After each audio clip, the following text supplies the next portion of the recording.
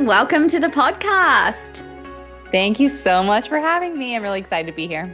Yes, I'm so excited to chat to you today about all things. But before we get into the million questions that I have for you, can you just explain to everybody who you are and what you do and how you got into it?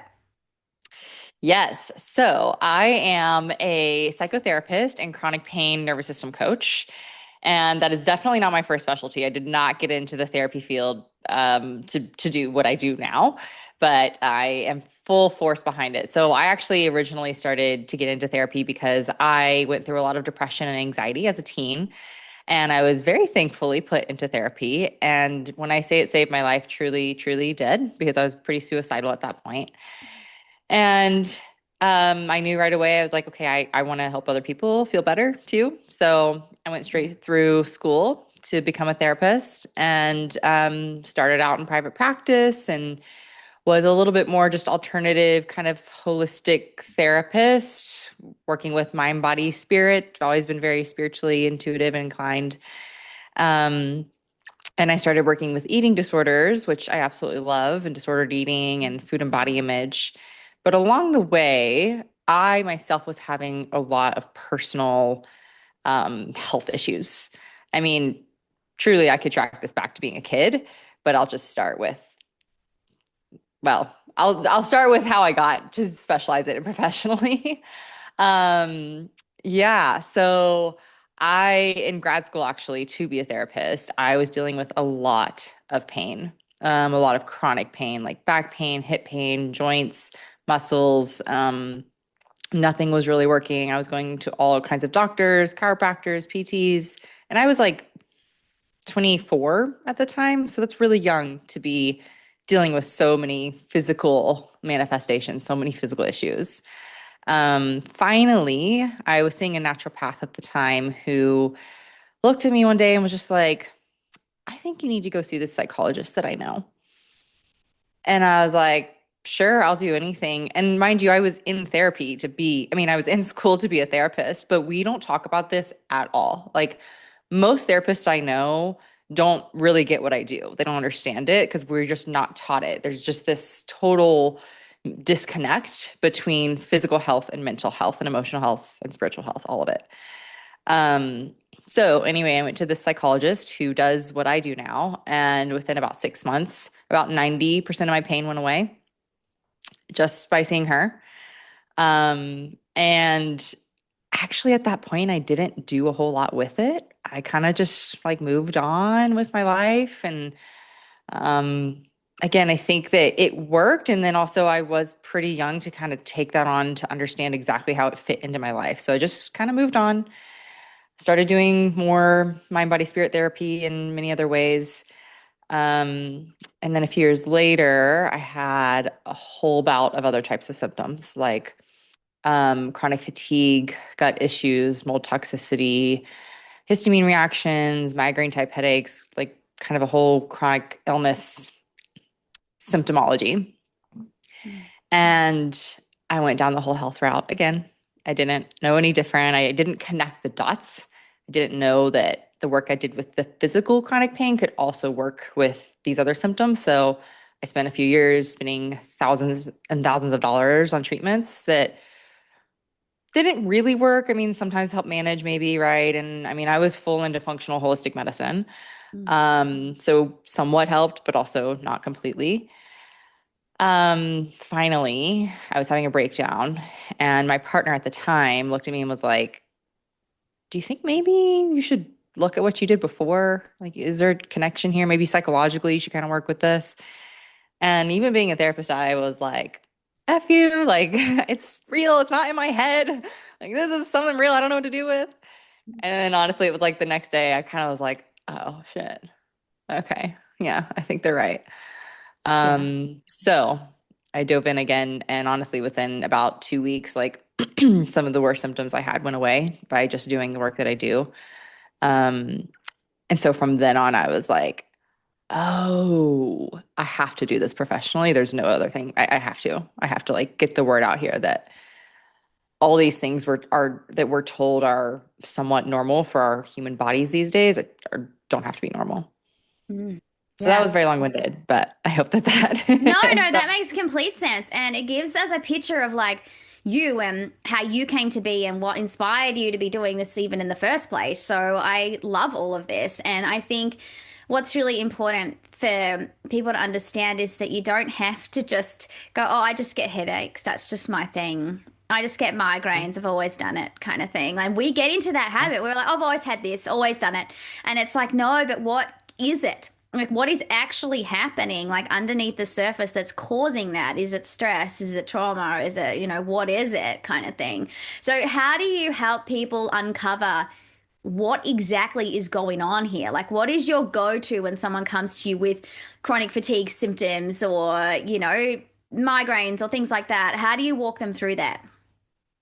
the first thing is helping them understand I mean, truly it's psychoeducation, just education behind the fact that this is a body response. It's a human response. We all have, every human on this planet has some sort of physical manifestation of stress. We know that by just going to the doctor and them talking about heart health, or, when we talk about our traps or shoulders being tight or neck being tight due to stress, we have that language, but we kind of just dismiss that can be and that can look so differently in so many ways. And so even just taking that little nugget and expanding it of truly understanding that the stress, emotions, experiences, trauma in your life have truly built up to your body saying, I don't want to handle that. So we're going to have physical symptoms instead. Because it's more societal, it's more accepted to have physical symptoms than work with or feel emotions or understand trauma. So really just like honing into understanding that first and foremost for some people is almost just like a big relief of, oh, there is an answer here and this doesn't have to be my identity and I can understand this a little bit better. So that's really important. That piece is super important or else our brain's not going to grab on to some of the then later treatments that I do with people. So that's definitely the first thing. Yeah, I think it's really important to understand that too. It's like it's the awareness. It's like the first step is to admit that there's a problem. I mean, exactly. Yeah. Awareness is huge in True. everything. Yes, yes, exactly. And so for people who have been told, as you were just saying before, it's all in your head. Like, there's nothing going on. You create this, like, la la la. What do you have to say to people who have been told that? Yes. So, first and foremost, when we're saying that there's a psychological and emotional component to it, it doesn't mean you're making it up at all, at all. Your body, your physical body, you could take scans, you can have testing done, and you can have abnormalities in your body. That's very real. So I never want to discount that because I get it. It can be like, I mean, like I told you, I responded with, no, this is real, you know? Yeah. Um, so first and foremost, the physical manifestation is real, but the root cause is not um, most often not the food you're eating or even the genes that you might have or the abnormalities in the spine that you might have on scans or x-rays. Those are reasons, but they're not the root cause. And the root cause is your brain on high alert, sending a bunch of danger signals to your body because you haven't learned how to feel your emotions or the trauma that you've experienced is stuck within your body and your brain and your nervous system doesn't want to experience it or feel it because it's scary. Of course it is. Yeah, Um, of or life course. in life, like in the past few years, have gotten to be a lot, and your nervous system doesn't know how to handle it. Hmm. Yeah, and I think it's tough too because sometimes trying to pinpoint exactly what it is that is making you feel this way and what the root cause is, like that's not easy to like figure out because you might have multiple things that are going on that are like triggering you all the time. Do you have like an example? It may even be your own example of Mhm. for you, like what actually was it that caused you to have the chronic fatigue? Like, did you get to the crux of what it was that happened in your life or what that trauma was that was making you feel that way? If you're Yeah. comfortable to share. Yeah, definitely. To your point, it's usually multiple things that lead up over time. Yeah. For me, I mean, again, it could track back, and usually you have to end up going there. You have to track back to childhood and what some of those traumas are that are actually reactivated in your current life. So for me, a lot of those were reactivated by my current circumstances. And some of those, the second round of symptomology was one, I was starting a business and incredibly stressed out. I was in a marriage that I was not happy in, and that truly, if I look back, was never right. And that, I mean, obviously, that is huge. And I can even track my symptoms back to like when we got engaged, things started getting really bad. And then finally, I had to kind of look at everything and be like, oh, yeah, I mean, I'm not happy. My body is literally breaking down, telling me not to do this, not to be in this. And so I want to say something around that too first is that once you start to realize some of these things, it doesn't always mean you have to completely change your life. Sometimes it does. It does. And I did. I got divorced. I'm very happy about it. Very grateful for the whole experience completely. Um, some people just might need to change a job, or some people might need to address what's going on in their marriage or their relationships. Doesn't always mean you have to uproot your life, but for some people it does, and it's actually a beautiful part of the journey. So yeah, for me, there was a lot going on within that, and I just realized I wasn't actually really living authentically to me and to my life, and I was kind of living the life I thought I should be living. And that, I mean, there's so many branches off of that that we could go down, but yeah, that's Yeah. the general sense of it. That makes Yeah. complete sense. And it's, I say this all the time. If your body is having a physical reaction to something or a room or a person or whatever, like listen, your body tells you before you are even aware of what's going on. It's like when you have, for me, I know when a narcissist is in a room. I can't even describe it to you, but because I have had so many in my life and I've been able to conquer those relationships, I guess, I don't even have to have my eyes open. One time I was at work, I walked in and there was this guy who used to just shit me. And I just knew he was a narcissist. I just knew it. And I would always like walk past their department before I go down to the end where I would sit. And one day I just tested it out because sometimes he'd be in before me, other times he wouldn't. And I literally just walked in and I walked straight. I didn't even look. And I've gone, oh, he's there.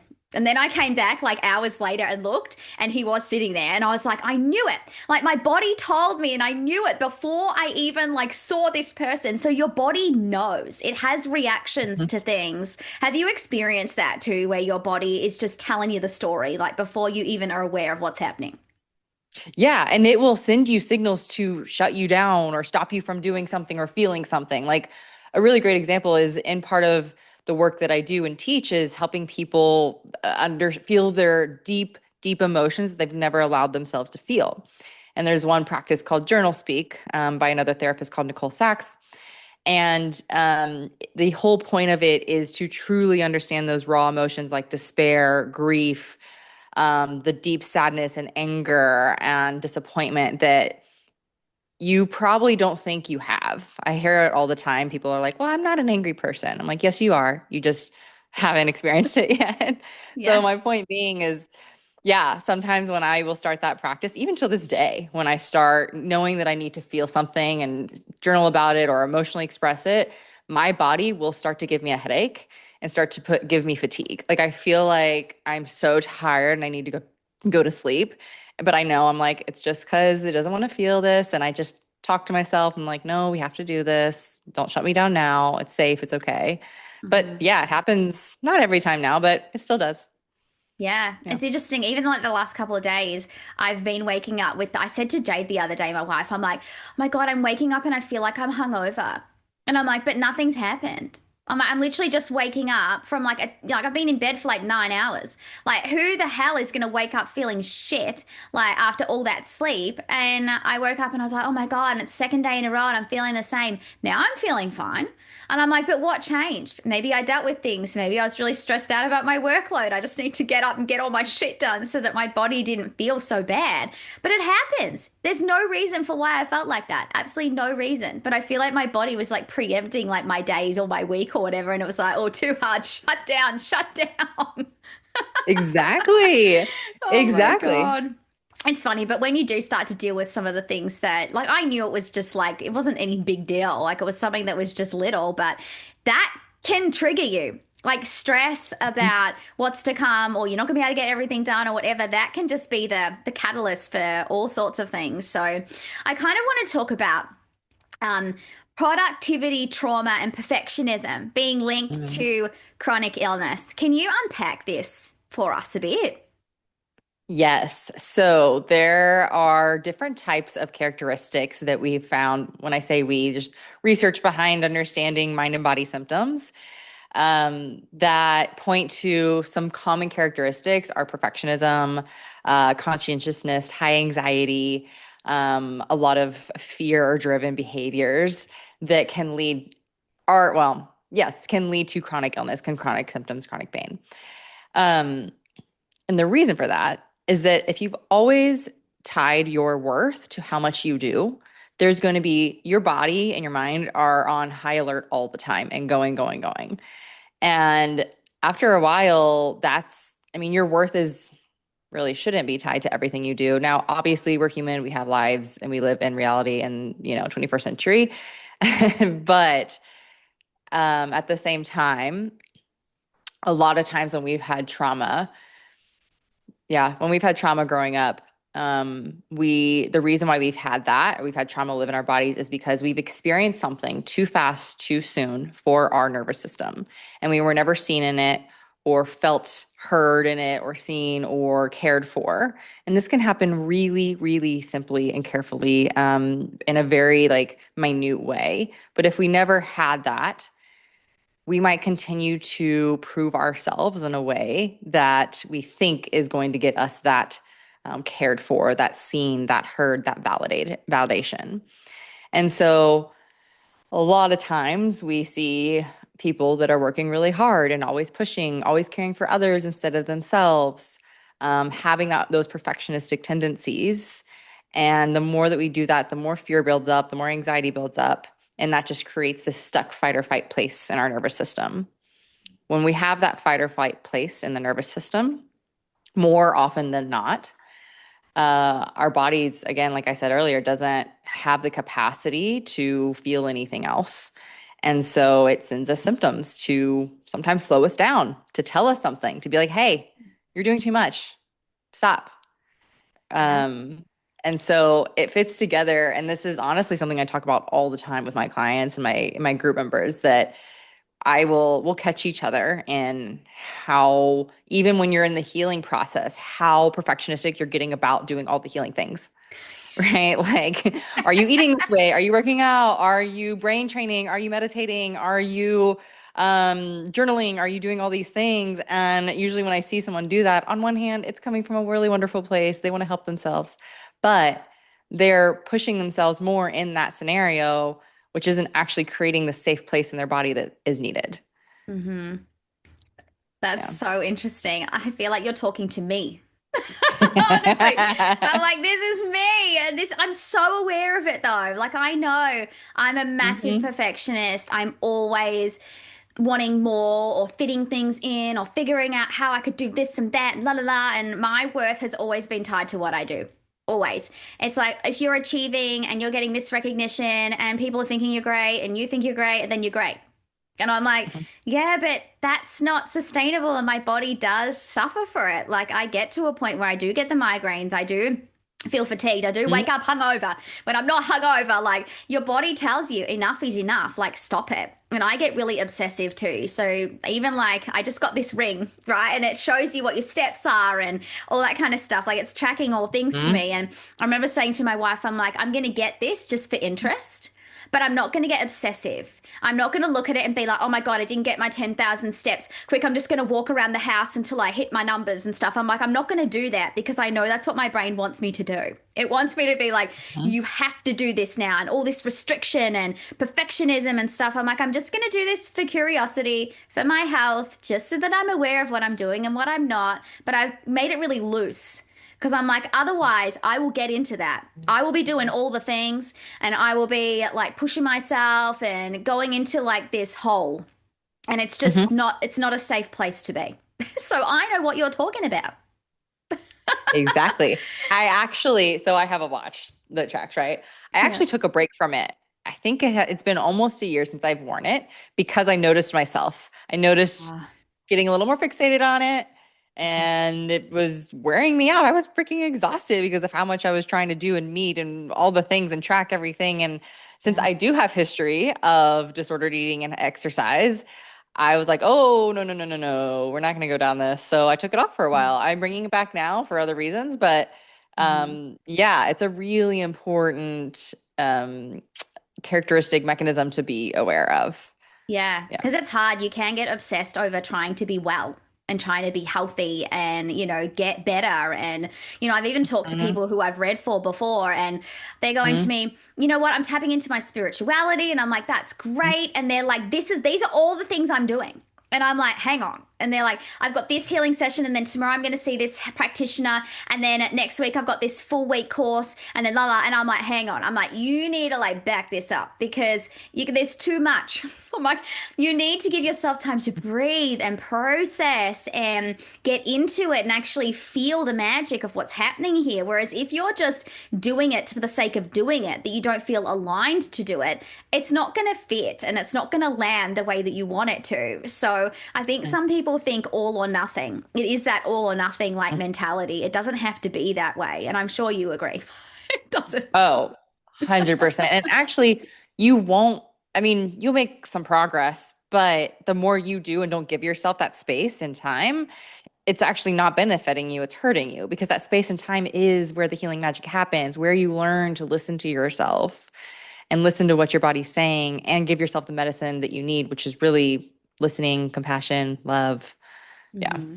Yeah, rest too. Give yourself a Yes. minute. Like, I've only just started giving myself weekends. Like, I was working like 7 days a Mm, week for like 2 years. And I was like, oh, this is just what it wow. means to be an entrepreneur.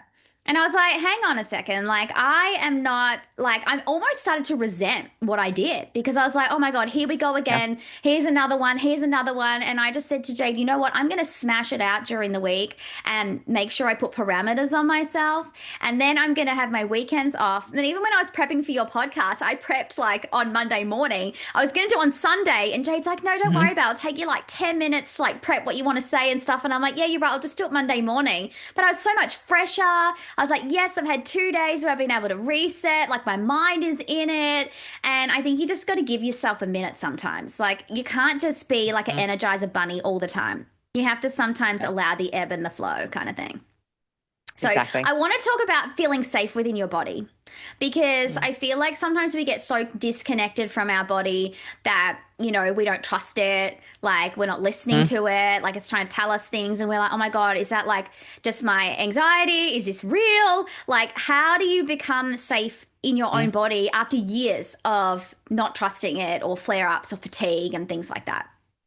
Yeah. First, I will 100% validate that if you've had lots of experience of your body having all these symptoms or breaking down or depression, anxiety, of course it's going to be hard to trust. It's going to be, even the idea of safety and trusting your body is going to be like, what? That doesn't compute. Right. So I get it completely. That takes time. It really does. Mm. And at the same time, building that safety within yourself is truly the absolute best thing you can do. If you only do one thing, it's learning how to do that. And so sometimes building safety is actually a lot of times it takes that time and space. I'm glad we talked about that because that's huge. If you're going, you don't have time to check in and tune in so that you can send yourself signals of safety. And sometimes safety might mean saying, you know what? It's okay to not be okay. Or it's okay to feel this really hard thing and not be okay during it. Because safety and a regulated nervous system is not about feeling zenned out and wonderful and in a great place all the time. That's not reality. That's not real life. That's not being human. Yeah. It's about understanding how to feel everything and experience the ups and downs, the highs and the lows, but knowing how to do that with trust with yourself, trust with your body. Mhm. And so a lot of times I really just start off teaching people how to, I mean, I'm doing it right now without thinking about it, placing a hand on your heart and breathing with yourself. And if that feels unsettling and you have anxiety by pausing, it means you need a lot more of it. And then as we go on, it's having experiences in your body where you thought it was really scary to do so. Like maybe you've had an experience where you ate a certain food and you had a migraine. And so now you associate that food with causing a migraine. That's first and foremost, like makes sense, of course. But again, like we said earlier, that's not the root cause. And so over time, we want to continue to tell your brain and your nervous system it's okay to eat that while you expand and doing the scary thing, knowing that you might flare a little bit, but it's about creating that safety around the food in order for your body to feel safe so it doesn't have to have a migraine. Mm-hmm. So I teach a lot of breath and meditation to help you slow down. And really some meditation it looks like simple audio practices just to kind of listen and tune in. The first thing again is being aware of your internal state of your body.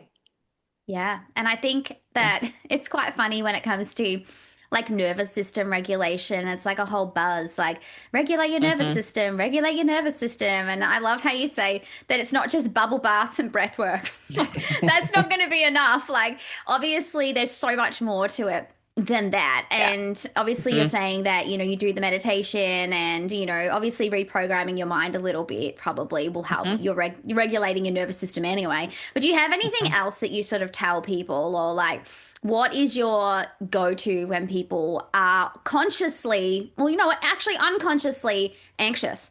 Like, when you're just an anxious Mm-hmm. person and you put that label, I'm anxious all the time, like I'm always on edge kind of thing. How do you get people to relax? First and foremost, I'm going to help you unattach from the identity that you're anxious. Yeah. Because it's become such a normal thing to be like, oh, I'm just an anxious person, or oh, I'm taking this for anxiety, whatever, right? Like, and I'm not knocking medication, do what you need to do to support yourself. Mm-hmm. But there's so much wrapped up in like your identity around this person being anxious or your attachment to it. Mm-hmm. And it's really hard to change that if there's a strong identity associated with it. So, really releasing the idea that all of us humans have to be anxious because we very much so don't. Um, and then starting to understand, okay, what is going on within your life, whether it's right now or previously, that is too uncomfortable to look at, to feel, to experience, to confront, because that's why anxiety is there. I actually teach that anxiety is just another symptom Yeah. because it is. It's the same thing as having, not the same, but it's very similar to having any other kind of pain, fatigue, whatever it is. It's just something to manage what's underneath.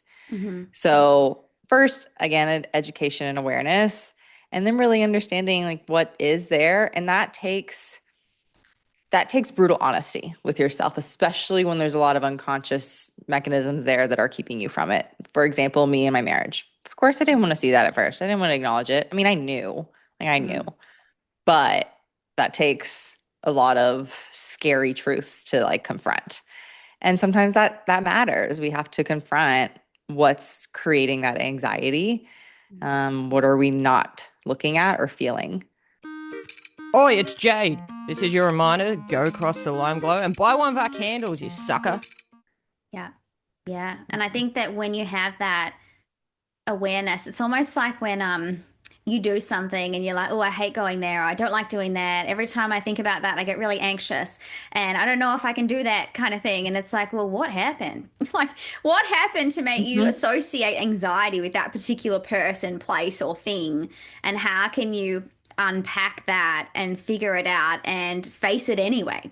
Or decide that it's not something that you want to put yourself in and don't do that. But a lot of the time, it's facing it. It's facing the music and going, all right, well, I'm not too anxious to do that. I can step up into that, but I'm going to do it on my terms and I'm going to do it my way.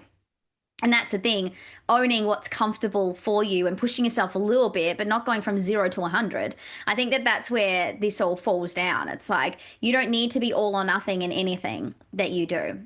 And I feel like when you are conquering something, baby steps, baby steps, you don't have to like heal the world and heal all the things all at once. So if you're anxious about something and you figure out why, take baby steps to get to where you want to be.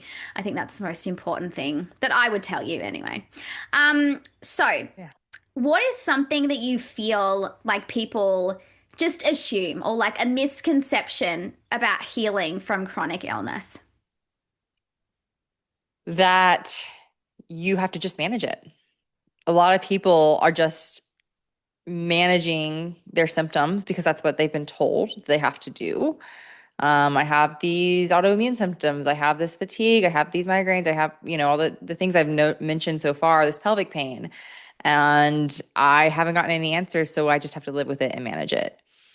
And I know it might sound radical, but it's not true. Like you really don't have to. I'm not saying you'll be perfect for the rest of your life, but you don't have to just live with and manage. You really can get out of and treat your mind and body to not have to go to them all the time to cover up actually what's going on underneath. And I guess I'll say too, it's not just all in your head. Yeah, Like we definitely. said It's not. earlier. It's not in Yeah. your head. Like it is a Yeah. thing that you can acknowledge and you can heal from or move through, I guess we could say. Yeah. And the one thing that I feel like might be interesting for people to know is like if you could tell someone, if someone is like literally listening to this podcast and they have chronic pain or chronic illness or something like that, what is the one thing you would say to them to get them started like on this journey? How would you encourage them to do that, or what should they be doing? Yeah. So a couple things, few resources really is just to understand this information. And there's multiple different ways. I mean, my podcast, Heal with Grace, literally is exactly for that, to help get the awareness and education out there. There's a book, actually, I mentioned her earlier, Nicole Sachs. Her book is called Mind Your Body. It's wonderful to explain this and really gets you, she's very ferocious about the idea of like, you can heal if you do this, just do it. Yeah. And I love it. I love I how she love approaches that. it. She's like, just do this and you will get better.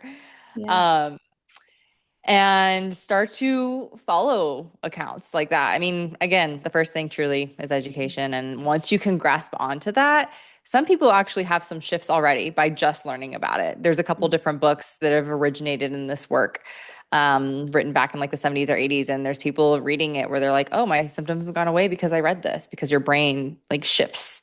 It's not everyone, but it happens. So Yeah. yeah, just like dip your toes in and start to understand what I mean by, I'll say this term, neuroplastic symptoms. That's what we're calling it now, neuroplastic. So if you even like research that, look it up, you'll start to understand, okay, what does that actually mean? Yeah. Oh, I love that. And it's so true. Like education, knowledge is power. When you know things, everything shifts. And I think for those people who potentially have gone down this path, they are doing the work, they are doing the things, and they have a flare up. They have Mm. going back in time and they're like, oh my God, I thought I healed this. Why all of a sudden am I sore again? Like kind of how you had your flare up, like you thought you were Mm-hmm. over it and now all of a sudden it's back. Like, what is one thing that you would tell people in those moments to say to themselves to move through that with compassion rather than beating yourself up because you think you've gone backwards? First, flares are normal, 100% normal. Healing is not a straight line. And actually, I would expect them to happen, especially in somewhat of the beginning of your journey. It's going to happen. You might feel good for a while, and then, yeah, something pops up. You have a flare. And the best thing you can do is watch how you react towards it, towards yourself. So, usually, what happens is, like you said, we feel something, we have a flare, and we go, oh my gosh, why this? What's going to happen? I'm going to have to cancel all my plans. I didn't do enough to prevent this. That's a common one. Like, I didn't do enough because I'm supposed to heal myself. And now you're shaming yourself and feeling guilty for having this flare. And so that's really the biggest and most important piece is of when you have a flare is your reaction towards it. So if you notice that might happen, I actually just had this happen 2 months ago when I was traveling, and I had that initial fear and that initial disappointment, but then I shifted into, okay, well, I'm going to be careful with my body. I'm going to do my practices that I know to do. I'm going to talk to myself kindly, and I'm going to let myself be in this because I can't just change it overnight. I can't just get myself out of it. And when I changed that, and then I also did a little more emotional processing because I had things that needed to come out. Usually there's something there, right? You got to look at your life, stressors, emotions, something going on. Mm-hmm. Um, but once I did that, I mean, I moved through it in like a day and it wasn't that bad. I mean, before that would have been like, I don't know, weeks, months, whatever. Yeah. So first, it's normal. It happens. And to watch how you react towards it. Yeah. Oh, I love that advice. It's so good. Okay. Before I go into my wife's questions for you, which are super random, and you cannot prep for this shit, what is the best way that people can connect with you if they do want to work with you? Yeah, for sure. So my Instagram handle is Heal with Grace, as well as my podcast is Heal with Grace. I live in both of those places. I have a mind body healing method group that teaches you everything that I'm talking about and helps you heal from symptoms that we've talked about on here. And so that's where you can find me. Awesome. I love that. Okay. Your first question, if you could, would you have a personal trainer, a personal chef, a personal housekeeper, or a personal glam squad? You can only choose one. Ooh. Okay, well, what does the glam squad entail? So like hair, makeup, anything I want? Anything. Okay. They like dress you up, all the things. Okay. I would go with chef, personal chef. Like, I love food, but if it can be like what I want done really well made for me, I'm in heaven. I don't have to think about it. I don't have to do it. Yeah. I love food too. I'm a foodie. Yeah. I'd be like, yes, please cook for me, all the things. Yes. Okay. Oh God, this is terrible. Okay. Would you rather only be able to use toilet paper as paper towel or paper towel as toilet paper? Ooh.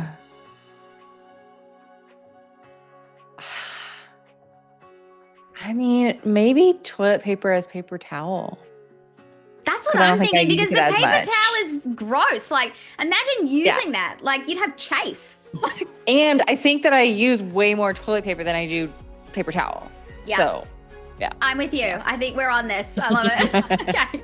Now, which kind of bread do you think that you could throw the furthest? I mean, just like a loaf? Yeah, like what kind of loaf? Or is it like white bread, sourdough? This is great. Okay, well, it would be shaped in a ball, more round, I guess you could say, like more of a round loaf of wheat bread. I don't know, because it's heavier and you can throw it farther. That's my answer. Oh my God, too funny. Oh, well, thank you so much for being here. I've loved chatting to you. Yeah, thank you so much for having me. This is great.